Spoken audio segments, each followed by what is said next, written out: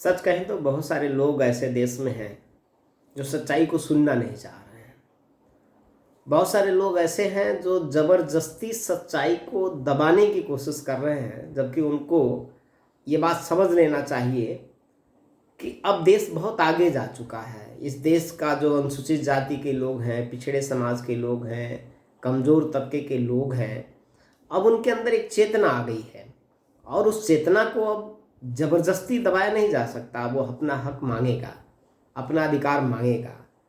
और ये आप कोई सोचे कि हम कुतर्क करके, हम किसी भी समाज के प्रति अभद्र टिप्पणी कर करके उसकी उठती हुई आवाज़, उसका जो हक की आवाज़ है, उसकी उठती हुई आवाज़ को कोई रोक नहीं सकता है। और आज जो दलित समाज है, जो पिछड़ा समाज है, अब इस समाज के जो नौजवान हैं वो अपने अधिकारों को लेने के लिए बिल्कुल आगे निकल पड़े हैं और उनको रोक भी नहीं कोई पाएगा। जब आरक्षण की बात चलती है तो कुछ लोगों को सीने में आग लग जा रही है। उनको ऐसा लग रहा है कि हमने उनका कुछ ले लिया है। अब आरक्षण की बात चलती है तो कुछ लोग तो विरोध के उस सीमा को भी पार कर जा रहे हैं। वो बात तार्किक नहीं कर रहे हैं, कुतार्किक बात कर रहे हैं और यहाँ तक कि अभद्र शब्दों का प्रयोग कर रहे हैं। भैया आप सच हो तो आप सीधे सीधे शब्दों का प्रयोग करो, सीधी बात करो।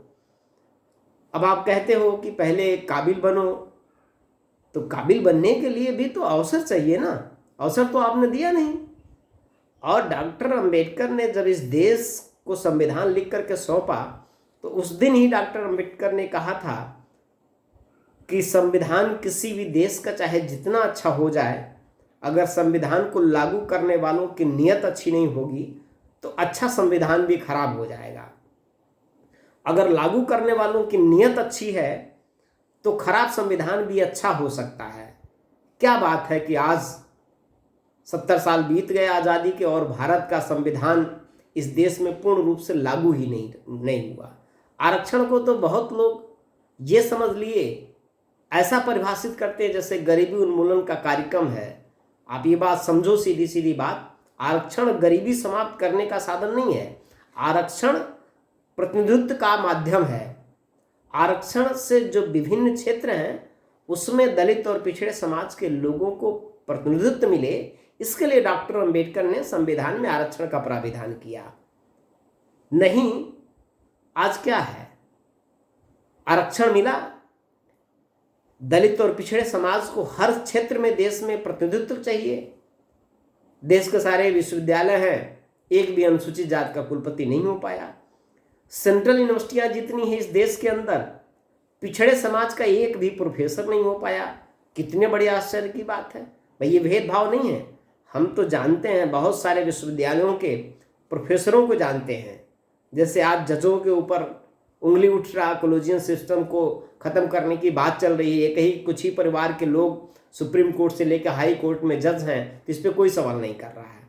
हम तो बहुत सारे ऐसे विश्वविद्यालयों के प्रोफेसरों को जानते हैं। इधर यूजीसी का कुछ यूजीसी आया, जब से यूजीसी का जब से गठन हुआ तब से कुछ सुधार आया। नहीं तो पहले तो पीएचडी की डिग्री प्रोफेसर का बेटा या बेटी किसी लायक नहीं है। कई ऐसे प्रोफेसरों के बेटों को हम जानते हैं जो दारू पी करके स्टेशन पे गिर जाते थे। वो बाद में उन प्रोफेसरों ने दूसरे प्रोफेसर से कह के उनको पीएचडी की डिग्री दिला दिया और वो आज विश्वविद्यालय में प्रोफेसर है, वो हमको सिखाते हैं। हम बहुत सारे ऐसे प्रोफेसरों को जानते हैं। और विश्वविद्यालयों में एक भी अनुसूचित जाति का कुलपति न होना क्या मतलब है? ये क्या आप समझते हैं इससे? क्या देश में अनुसूचित जाति के प्रोफेसर विश्वविद्यालयों में नहीं है? भरे पड़े हुए हैं। तो ये जो बेईमानी है, इस बेईमानी को जबरदस्ती गाली दे के छुपाने की कोशिश की जा रही है। और आज भी जब हम अपने हक की बात कर रहे हैं तो बहुत लोगों को पीड़ा हो रहा है। उन्हें लग रहा है हम गलत बोल रहे हैं। भाई हम गलत बोल रहे हैं तो आपने क्यों, जो आरक्षण का जो मतलब था, आरक्षण का जो उद्देश्य था, हर क्षेत्र में अनुसूचित जाति पिछड़ी जाति के लोगों को भागीदारी देना, प्रतिनिधित्व देना, तो बिजनेस में कोई प्रतिनिधित्व मिला नहीं, प्राइवेट सेक्टर में कोई प्रतिनिधित्व मिला नहीं, आज भी फिल्म और मीडिया उद्योगों में कोई प्रतिनिधित्व मिला नहीं। ले दे के कुछ सरकारी विभागों में आरक्षण लागू किया गया और पॉलिटिकल आरक्षण दे दिया गया। पॉलिटिकल आरक्षण से क्या है? पॉलिटिकल आरक्षण तो आज भी जो आरक्षण के विरोध में जो लोग बोल रहे हैं, जो पॉलिटिकल आरक्षण से आए हुए एमपी और एमएलए हमारे मिनिस्टर, उनके लिए काम कर रहे हैं। वो समाज की बात ही नहीं कर पा रहे हैं। जो भी अनुसूचित जाति के सीटों से एमपी और एमएलए चुनाव जीत करके आ रहे हैं, आप बताइए कि कितने ऐसे एमपी हैं जो शेड्यूल कास्ट की सीटों से जीत के आ रहे हैं और शेड्यूल कास्ट की बात संसद में या विधानसभा में उठा रहे हैं। ऐसे एमपी और एमएलए आप हमें बताइए। जो भी एमपी और एमएलए चुनाव जीत करके जा रहे हैं, आज के डेट में पार्टियों के वो गुलाम हो चुके हैं। वो उस राजनीतिक पार्टी, वो भाजपा के हो सकते हैं, वो सुरक्षित सीट से जीत के जा रहे हैं तो भाजपा के गुलाम हैं, वो कांग्रेस के गुलाम है, या जितने भी पार्टियां हैं पार्टियों के गुलाम जीत के जाते हैं, वो समाज के प्रतिनिधि नहीं जा रहे हैं। ये चिंता डॉक्टर अंबेडकर को, बाबा साहब डॉक्टर अंबेडकर को भी था और आज वही हो रहा है।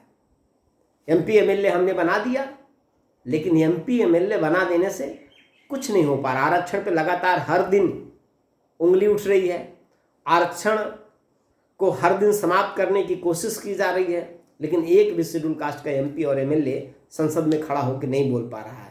सैकड़ों की संख्या में है। अगर एक साथ खड़े हो जाते ईमानदारी से, दल और पार्टी की गुलामी का जो पट्टा है, थोड़ा कुछ टाइम के लिए भी अगर वो पट्टा अपने गले से उतार करके अगर समाज के हित को देखते हुए, या जो खा रहे हैं, जिस आरक्षण का खा रहे हैं, उसके प्रति भी अगर थोड़ा ईमानदार हो जाते और संसद में सैकड़ों हमारे सांसद हैं, एक साथ खड़े हो जाते, तो किसी भी सरकार की हिम्मत नहीं पड़ती जो हमारे आरक्षण के अगेंस्ट जाके कोई काम कर पाती है। बैकलॉग क्या है? लाखों की संख्या में, कई लाख की संख्या में एससी एसटी ओबीसी बैकलॉग की पदें खाली है देश में, और लाखों की संख्या में, करोड़ों की संख्या में एससी एसटी समाज के नौजवान जो ग्रेजुएट हैं, पोस्ट ग्रेजुएट हैं, पीएचडी हैं, इंजीनियरिंग करके, डॉक्टरी करके, ऐसे बहुत सारे ऐसे लोग हैं, बीए एमबीए करके, बहुत सारे ऐसे नौजवान हैं, युवा हैं, प्रतिभाशाली हैं, लेकिन मौका नहीं मिल रहा, वो घूम रहे हैं। और हमारी लाखों सीटें बैकलॉग की खाली है देश के अंदर। हम नई वैकेंसी की नहीं बात करते, सिर्फ बैकलॉग की पदों पे, अगर एससी एसटी ओबीसी की बैकलॉग पदों पे अगर सिर्फ स्पेशल भर्ती अभियान चल जाए तो शेड्यूल कास्ट और पिछड़ी जाति के परिवारों में खुशहाली आ जाएगा, उनकी समस्याओं का ज़्यादातर समाधान हो जाएगा। जब तक हम आर्थिक रूप से सुदृढ़ नहीं होंगे, सरकारें क्या है, सामंतवादी सोच की पोषक हो चुकी हैं। वो चाह रही हैं ये दलित और पिछड़े समाज के लोग गरीब रहें, ये लाचार रहें, ये कमज़ोर रहें, ये परेशान रहें। जब ये परेशान रहेंगे तो हम इनके सामने टुकड़ा टुकड़ा फेंकते रहेंगे, और ये हमारे सहारे जीने के लिए जब तक मजबूर रहेंगे, तब तक हम इनको इमोशनल ब्लैकमेल करके हम अपनी सरकारें बनाते रहेंगे। लेकिन उनकी एक गलतफहमी है, ये गलतफहमी दूर करें। और दलित और पिछड़ा समाज अब पूरा जागरूक हो चुका है, और नौजवान अब इस अन्याय को बर्दाश्त नहीं करेंगे और अपनी लड़ाई खुद लड़ेंगे। और सरकारें अगर इस गलतफहमी में हैं कि इनका हक मार करके उनको वो चैन से सरकारें सो पाएंगी, तो अब सरकारें भी चैन से नहीं सो पाएंगी। नौजवानों की ताकत अब उभर के सामने आएगी और लड़ेंगे। अगर हक नहीं मिला दलितों पिछड़ों को, तो अब नौजवान जाग चुका है, चाहे वो संसद हो, चाहे विधानसभा हो, मिनिस्टर हो, मुख्यमंत्री हो, प्रधानमंत्री हो, अब किसी को चैन से सोने नहीं देगा। शेड्यूल कास्ट का नौजवान, पिछड़े समाज का नौजवान अब जाग चुका है, लड़ेगा। ये बात बहुत सीधी सीधी मैं करना चाहता हूँ। और आरक्षण कोई भीख नहीं है, ये अधिकार है हमारा और एक समझौता है हमारा। हमने आरक्षण को बहुत संघर्ष करके हासिल किया है, ये हक है हमारा, और इसमें हमारे महापुरुषों की कुर्बानियाँ हैं। और हम अपने महापुरुषों की कुर्बानियाँ इतना आसानी ही नहीं, किसी भी सूरत में, किसी भी कीमत पे हम अपने महापुरुषों के संघर्षों को बेकार नहीं जाने देंगे। उन्होंने जो दिया है हम उसको छीनने नहीं देंगे। ये सीधी चेतावनी भी सरकार को है, और आरक्षण विरोधी लोग भी सुन रहे हैं, वो भी सुने। वो सोशल मीडिया पे गाली तो देते हैं, वो तमाम उटपटांग कमेंट तो कर रहे हैं, लेकिन वो समझें